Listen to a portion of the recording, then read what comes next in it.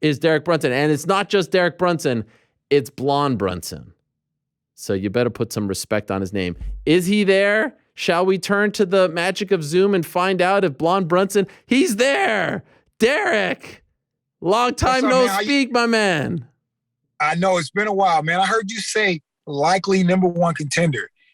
Make that definitely. Okay, my bad. Right. Hey, did they say that to you? Did they say it's a number one contender fight? They didn't say that to me, but they bet not tell me otherwise. Yeah. I mean, okay, so then why did you take the fight? Why? Because I know you were saying maybe you wanted to wait, that you wanted Israel. Was there talks of maybe there's crazy things going on in New Zealand and Australia? What did they tell you to get you to take this fight? They didn't tell me nothing. They just sent me a contract and I signed it. It's one of those, I'm confident. I'm confident in the fight for a title fight. I'm confident in the fight against Cannonier. So it was on the table and, instead of sitting, waiting, potentially, let's say Cannonier sits, I sit, I'm kind of in the driver's seat. And let's say the winner of Vettori and who's Vettori fighting? Paulo Costa next week. Costa, right. So the winner of that fight, let's say they fight Cannonier, then they probably will jump me, just if I've been sitting waiting, and you never know what's going to happen in this title fight. Somebody might get a big injury. So, active was the best thing for me. You tweeted before the news came out, you tweeted something like, I got the contract, couldn't have sent it back faster. Is it because of who Cannonier is, what he represents, or is it just about the fact that you think that this is the fight that finally gets you the title fight? A little bit of everything. All right. The timing is right, fight is fight, to sit out and not fight, to not grace everybody with the Blonde Brunson presence would just be uncivilized. I can't do that for how wrong would I be not to go out there and just ruin everybody's plans, let Vegas have crazy underdogs, and then I just lose them a lot of money, make a lot of people a lot of money. So, I had to get back on the scene. Okay, so I got to ask you, when there's something different about you now, Derek. When we first met, you were the Strikeforce guy, and you were, I remember you came out to party in the USA, Miley Cyrus. Someone calling you now? Oh, somebody's calling me now. Yeah, you good? I'm busy. Blonde Brunson is busy. I know. There's big things happening.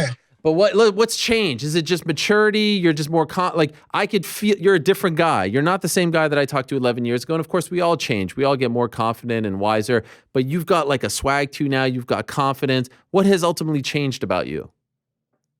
The biggest thing is just I've been put myself in a box for so long, just not having fun, not letting my personality hang out. And just one day I was like, you know what?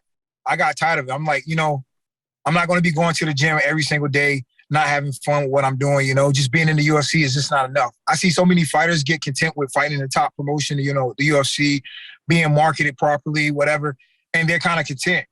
I just got sick and tired of the day-to-day stuff. I got a great personality. I'm a funny guy. And I was always super tight because I felt okay, the promotion pushing so-and-so. But I said, you know what, I'm going to go out and do my own thing and then just be myself, so. I'm calling you now, Derek. Don't they know you're live on the MMA Hour? How do I snooze this thing? Like I said, man, things a little bit different, man, Ariel. You're lucky you got a little bit of my time today. Listen, it feels like it's been a while. I don't even remember the last time we spoke, so I'm very honored to be talking to you. Was there a turning point? Was there a moment where you were like, you know what? I need to chill out. I need to show people who I need to have more fun. Do you remember that moment? I do. I think it was a little bit, I think I lost 2 in a row and I was fighting Elias Theodore, and everybody was like, I was an underdog in that fight. And a lot of people were kind of mixed with who's going to win this fight. Elias Theodore felt he was going to kind of put the pace on me. That's what he was known for. And the guy was 18-2 or something crazy like that. So, he was 9-2 or 9, something like that in the UFC. So very formidable opponent, So I was like, you know what? I got to let people know who I am. I got to start really stepping my game up, training hard, putting a little bit more emphasis on my training and just, going out there having fun. So it was kind of at that fight. Then we went into the Ian Heinisch fight where, this guy had a lot of hype and, they were talking about him potentially early title contender, with a couple more per se. So, I just kept getting all these guys and, it got to a point to where I'm going to have fun and I'm going to show these guys who I am, So then Holland came around, that guy liked to talk a lot. Shabazian came around, and then Till fight. So, like I said, it was just a matter of relaxing a little bit, having fun, being a little bit more organized with what I was doing, being a little bit more structured, going down to Sanford, getting some good coaching, and then everything is turned out perfectly. Was the first fight with Sanford, was that the Theodoro fight? That was the first fight with Sanford, the Theodore fight. Is it possible that like they drastically, I mean, at that point, what is it? It's 2019. How old are you in 2019? You're 30, so you're 35 or so, right? 35-ish? 34, 30, yeah, 34-ish, yeah. Was that the missing ingredient to just go there? Like, do you feel like if you don't go to Sanford, you're not on this winning streak? Yeah, probably not. Wow. I'm a smart guy and I know how to make adjustments, but like to like really be detailed, to be pushed, like my cardio to be pushed in training and getting fights and being able to withstand that.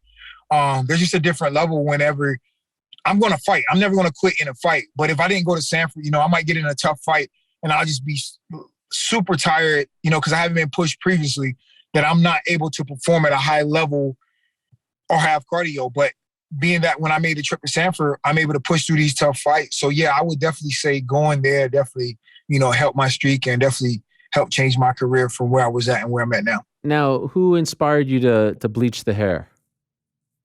I inspired myself, man. That's right. I got bored during COVID. Yeah. Is that it? I just woke up one day and it was like this. I don't know what happened. Come on. I don't know what happened. You didn't see someone, you're like, oh, that would look good on me, or you didn't have someone tell you that would look, you just decided. Just one day. Yeah, that was it. I was like, we about to change it up. We about to change everything up. Just try something different, try something new. And then, yeah, here we are. There was a streak in the UFC last year where everyone with bleach blonde hair was winning fights. Like Figueiredo, you, who else? I'm probably blanking right now. But I remember specifically talking to DC about this, how everyone was, winning fights who had bleached hair and trying to convince him. He just had a couple scraps left at the top, but I was trying to convince him going into the Stipe fight to do it, but he didn't listen to me. Yeah, man, it's that new swagger, but nobody does it like me. You got Brad Tavares. I saw him. We managed by the same people. I saw him. He got it looks nice. You know what I mean? But I mean, it ain't blonde Brunson, but it definitely, it's that new swagger. Well, it's not just about the hair. It's the wardrobe too. We have some visual evidence of you with some of your friends. The wardrobe done changed too. What do we got here? Let me see if we got something. We got any pics of the wardrobe? I saw on your Instagram, the clothes are different too. There are a lot. I mean, this is high quality stuff. Well, who inspired this? Listen, man, this always been me. I just had to, wake up and just have fun, man. That's what it's all about. We're showing to people now. You're not seeing it, but we have you and Dorino and Luque there. You guys are all beefed out with your chests out and everything. But your outfit is great. What is that? Who makes that outfit? I have so many nice outfits now. I don't even know which one you're referring to. Okay. What was that? That was like this is the one I think it's at like 266. You're also holding the belt in this one, which is that's some people don't like to touch the belt until they win it, but you were holding it. You were trying to manifest it into reality.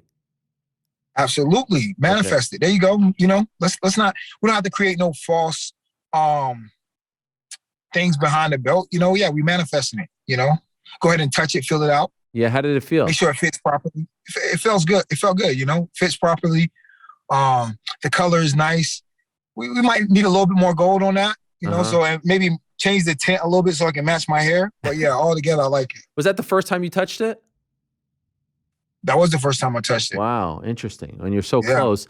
What's up with you and Izzy? I mean, you got, even when you're winning, he's calling you his son and everything. What's going on over there? So yeah, I mean that's just what it is, Like we fought 4 years ago. Mm-hmm. He won the fight. Absolutely great. I've been on a good streak. He's been on a good streak. So this was my whole motivation of working myself back to the fight. It's things in that fight that I know wasn't me. I didn't prepare properly. Doesn't matter. None of that stuff matters. The only thing is he came up with the win, and now this is time for the rematch, for the get back, and we're gonna change it up. I got one more, and then we're back to that fight. And that's saying if he gets past Whitaker, You don't think he does?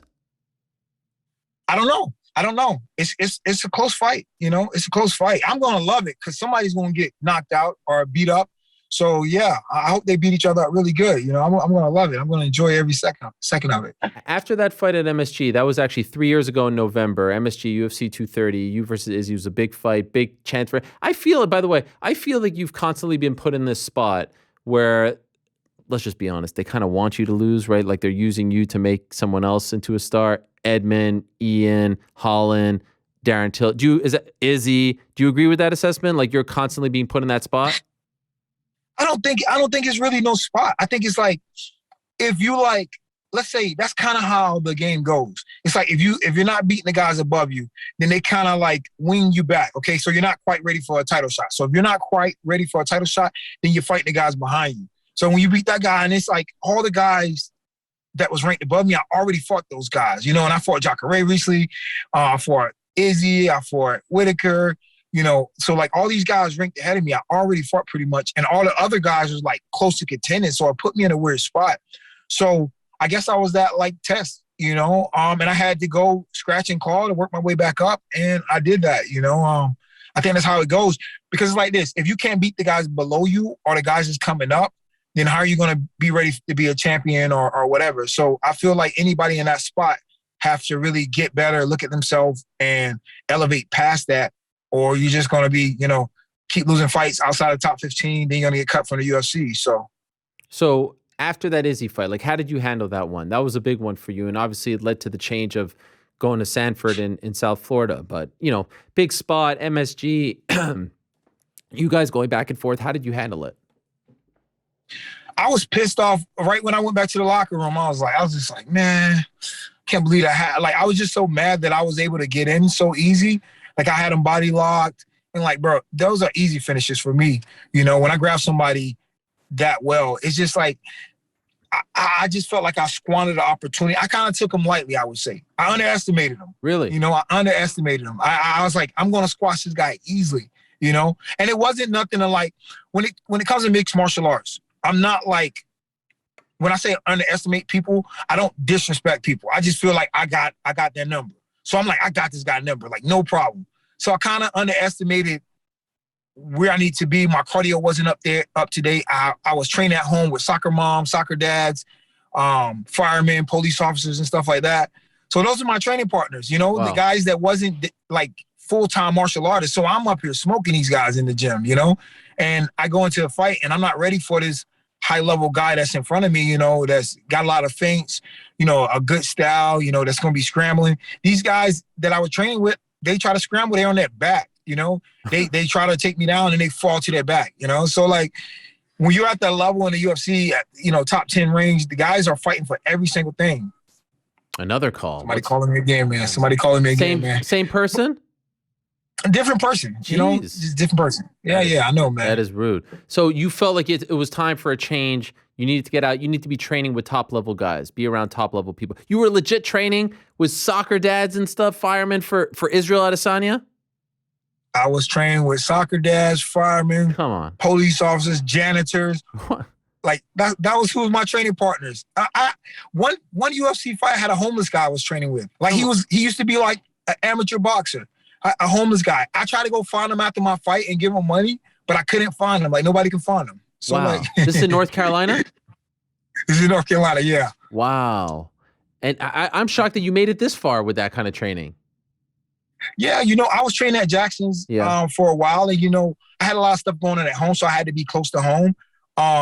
So that's when I opened my gym and I started like kind of assembling my training. But I just didn't have the training partners, to get ready for these high level fights. So like 2 years of that was enough. Even the Anderson fight, everybody like, oh, you was a little too respectful to Anderson, blah, blah, blah. That was the same. That was a part of it. I'm training with these people who can't get me ready for these high level fights, So I'm not battle tested per se. What about the Till fight? And then you find out after, that he had the torn ACL and all that. His coach comes out and says that. How'd you feel about that performance, that fight, and then what was said afterwards? Did you feel like they were taking something away from you? Listen, I don't care about none of that. Till's the pull-out king. If he was that injured, he would have pulled out. Till was doing hang cleans and squats and deadlifts like 2 weeks ago. He ain't tear his ACL, man. And he never said that. That's what his coach said. I saw him at the UFC Institute, man. I saw him doing like box jumps, hang clean, squats, all that, So, like I said, coaches need to make an excuse to make however they feel about the situation better. But the tell of that fight was him stopping my takedowns and him getting off on his feet. And we see how the fight went. So that's how it is. That's how it was. I was a little injured before the fight, but if I was crazy injured, I would have pulled out. I messed up my ribs. I only sparred like 1.5 times going up to the fight. But it's a fight, man. Everybody's injured going to these fights, man. We're MMA athletes. We're banging each other bodies up 24/7, beating each other up every single day. So like that's what comes with it. Did you consider pulling out? Thought about it. Really? Was that bad? The ribs? It was awful. It's awful. Yeah. The UFC guys came for some filming. They got it on camera, man. I got kicked in the ribs pretty good, man. Damn. And how do they feel now? It's still a little sore, but we kind of nursing that right now. But yeah, we got a while before the next fight, so we should be plenty good. I was wondering if you wanted to fight earlier. January, it's still 3.5 months away, but is that probably better for you to take some time? Yeah, for sure. And also the holidays for my kids and stuff, like money, fame, all this stuff really means nothing. Kids, family, that's more important. So like spending time with my kids over the holidays and stuff like that, and Christmas and Thanksgiving, that's more important to me than money and stuff like that. So that's a part of the factor also. And what about Kevin Holland? He's still talking about you, even before I had him on. And I forgot the connection. What's that? Is he on after or before? He was on before. He was on before, yeah. What'd he say? He just said, don't get uppercutted by Jared Cannonier. That was it. He wanted to tell you that. Listen, man, you're talking about old bum rushing Kevin Holland, man. Kevin Holland, man. Listen, man, this guy has the craziest streak. It's funny enough. I told him he went 5-0 one year and was going to go 0-5 the next year. And he's coming damn near close. You know what I mean? Like, that's the guy. What is that? What do they call that? What am I looking for? What's the word? What's the word I'm looking for? I don't know. It's quite the change. Yes. Plot twist. Plot twist. Yes. Plot twist. Did you watch on Saturday? Did you see what happened to him? I mean, that's bad luck. He got headbutted. Well, he rushed in. I mean, he kind of caused it. Oh. Listen, Kevin Holland, so everybody wanted me to just swing with that guy, right? He's wild. He rushes in. He kind of does the old Derek Brunson. So why would a guy with an 81-inch reach, why is he rushing in, headbutting people? Like, he should be out on the outside, sticking and moving. There's no reason a guy with a reach like that should be that close to anybody in the first place. He don't want to grapple. His thing is to disengage. That was just, I don't even know what was going on. Wow. I don't even know how that happened. I think kind of bailed himself out, man. I think he was doing stupid stuff. Grappling ain't changed one bit. And you know what? I was going to offer him some advice, but he keep talking about me. I can't even tell him, because if we ever were in a position to fight again, it's so easy to beat him. Like, the guy just don't learn. I don't know who he's going to wrestling, but I guess Johnny Hendricks. Yeah, but you can go to Harvard, or you can go to like Division III school. You know what I mean? Johnny Hendricks is a great collegiate wrestler, but you're talking like upper body Greco, like MMA wrestling is totally different. It's like simple things that he didn't do in that fight that I felt like it would have transpired the whole fight. Wait, so you were going to offer him advice where? Like, you were going to DM him? Kevin Holland's DM me all the time. I DM him. So it goes back. We still talk. And it's nothing nice. He's like constantly talking trash to me to this day. Like he what? He gets mad. Like, he don't want to talk trash right now. He don't want to come on MMA Hour and talk a lot of trash. But he talks trash to me 24/7 now. Like, pissed off, sending me videos, talking trash, telling me I suck, all this stuff. I don't know what's wrong with him. He still posts stuff about you cheerleading and all this, even after the loss. Do you get annoyed? Yep. Did you just chuckle? What do you like? How do you react to this? I don't care, man. I'm having fun. It's all fun and games. You know what I mean? It's whatever. If Kevin Holland want to keep talking, by all means, keep talking. You know, he made a career off that. But like I said, and I heard him talking about MMA pay and stuff like that, and being on the opposite end, it's going to really hurt whenever he takes a couple losses and he's on that chopping block or talking about getting cut, or if he's not fighting 5 times in a year, you know, and then he start really seeing the repercussions. You know, it's easy to say one thing when you're in the driver's seat, but a smart, intelligent person will see the overall thing and then be like, okay, well, my situation is a little bit different, you know, because me, I don't have financial problems. You know, I've been fighting for a long time. I'm really smart with my money, but I can see a guy who's coming in first couple fights. It might be kind of rough, kind of tough for those guys, you know? So like, yeah, I can see everybody point. I can see the UFC side of it. I can see everybody, the debuting fighters, the fighters that have been in it for a long time, the fighters on their way out. I can see everybody's perspective. Well, your opponent in January, Jared Cannonier, just said in his last fight, he's got no money. He said he's broke. You saw that? Yeah, man. Yeah. Well, then he came back and said that it wasn't a thing. It was kind of blown out of proportion, that he didn't fight in a while. So, it's a combination of a lot of things, man. It's really not one isolated incident. There's things that need to be done better, and I think it's moving in the right direction. You know, as long as we're seeing growth and a continued growth, then it's all good. You feel like you've been taken care of? Do I feel like no? In other words, I feel like I've done what I should have done to get to where I'm at. Nobody took care of me. Nobody did nothing for me. I can't even get a $50,000 bonus whenever I fight and I get a finish. So I go out here and do my own things. You know, nobody's extending their hand or giving me any favors or looking out for me. I'm going out here doing the work. You know. Well, let me tell you something. I remember when you beat Chris Leben in your debut, and you were brought over. You were one of the Strikeforce guys, the first guys to come over. And I remember being in this is no joke, Derek. This is no cap. That's why a few months ago when you were writing on the ESPN MMA IG that I wasn't backing you. I've always backed you. And I was talking to a UFC official, and they were like, that fight was no good. It was just wrestling. I was like, no, he dominated Chris Leben. It was his debut. Give the guy a break. And I've said the last of the Strikeforce fighters to be succeeding, of the male ones, you got to give props to Amanda as well. But of the male fighters, you're the last one left. You're the last one of all those great fighters. Don't forget, one of your first ever cool interviews was with me. The Party in the USA, man. Come on. I know. Don't forget about that, man. You didn't feel the love, though. Yeah, I did, man. I think you forgot a little bit, man. I had to remind you. Come on. Well, this is good. I mean, look, I've wanted to talk to you for a while, and I'm really proud to say that you would come on. It means a lot to me. I really, really appreciate it. And I think what you're doing is amazing. I was wondering if they're going to give you the title shot, but this has to be a number one contender fight. Whether they say it or not, I mean, there's no one else. So I feel like you've done it the hard way. Some guys get gifted the title shot early. Some guys get put in the spot where, it's clear that they don't deserve it, but they're, big stars, whatever. You have forced them to put you in this spot. You did it the old-fashioned way, the hard way. So I tip my cap to you. The cap that I'm not wearing, I tip it. Appreciate it. Yeah. Hard work. Hard work always prevails. Whether it takes you a year, 2 years, 3 years, 5 years, 10 years, if you stay at it, you should be able to get there. So you and Izzy DM? No, we don't. We have a time or two, but no, we don't DM. I feel like with Kevin, there's a bit of love there. I feel like with Izzy, there's no love.